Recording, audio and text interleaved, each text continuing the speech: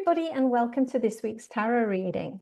This week I'll be using the Rider Waite Smith deck to pull 3 cards to speak to the unfolding of our upcoming week.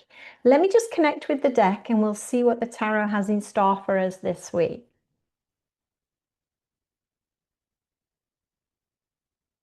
Okay, I'll cut the deck. And we can take the top 3 cards. The first card will represent the present moment, what's happening in our field right now. Our second card will look at the past influence that brought us here.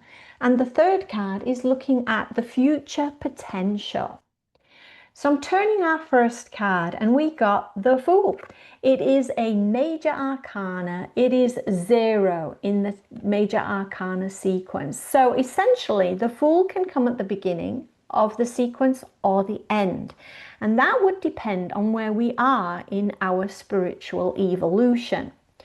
Now, if we're at the beginning, it means we're still quite foolish, and we see that depicted in the card, where this person is just nonchalantly walking along as if he's just about to step off a cliff. He's really not looking where he's going.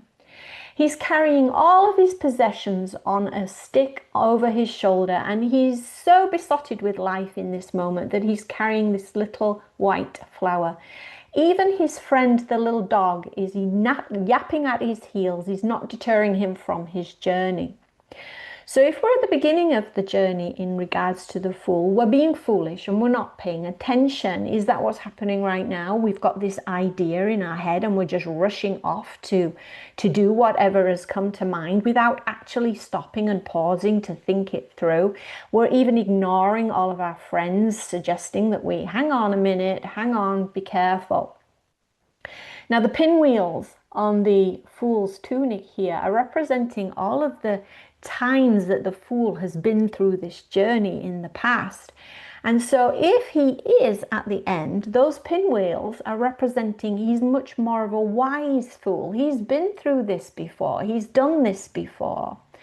But he's still feeling that impetus to step forward, but more now from a place of wisdom. So you decide where you're at with that. Are you stepping forward with discernment and wisdom, or are you just rushing forward without actually thinking things through? It might be a great idea, but maybe there's a reason to take pause. Let's see where it came from. Okay, well, it came from the 8 of Swords. So the 8 of Swords, air element, the thinking mind.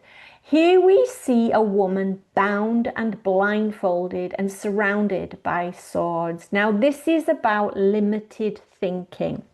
This person is bound up in their thinking in the belief that they cannot do what they want to do, that they can't escape these negative thoughts. However, if we notice, there's a lot of water at her feet, and it's almost as if she's gliding above the water.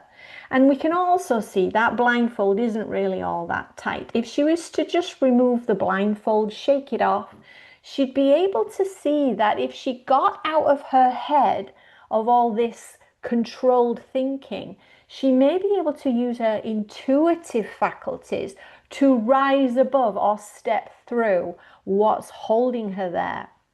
So how I'm reading this is the past influence has been that we've been caught up in some repetitive negative thinking that's held us bound. And now we've broken free. We're at a place where we've actually seen an escape from it. And it's led us into being able to step forward onto our new journey. Let's see where it's going. Well, it's going to a positive. So we have the 9 of Pentacles. The 9 near the end of the journey, not quite there yet. Pentacles being the earth element, so we're looking at finances and materialism. And here that is depicted really clearly with this woman dressed in these elaborate robes. She has a falcon on her hand. She's even holding on to these coins, these pentacles. This is an affluent woman who has basically really reaped the rewards of her hard work and hard labor. And she's now enjoying that in her garden. So this card is representing luxury. It's about, yes, treat yourself. You've done really well. the falcon representing inner knowledge. We see the palace or the house in the background, so we know that she's coming from a stable background as well. So in essence, we felt bound and controlled, but we managed to slip the blindfold, maybe through intuitive faculty, to arrive at a place where we stepped forward onto our journey.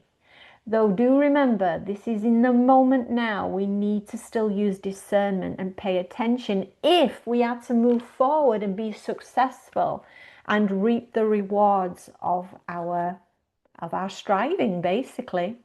So that's a great reading. I hope you enjoy it, and I'll see you next time. Bye now.